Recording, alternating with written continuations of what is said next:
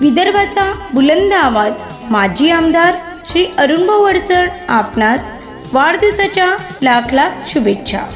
शुभेच्छुक विजय मिसाळ, सरचिटणीस Bharatiya Janata party Chandur railway शहर।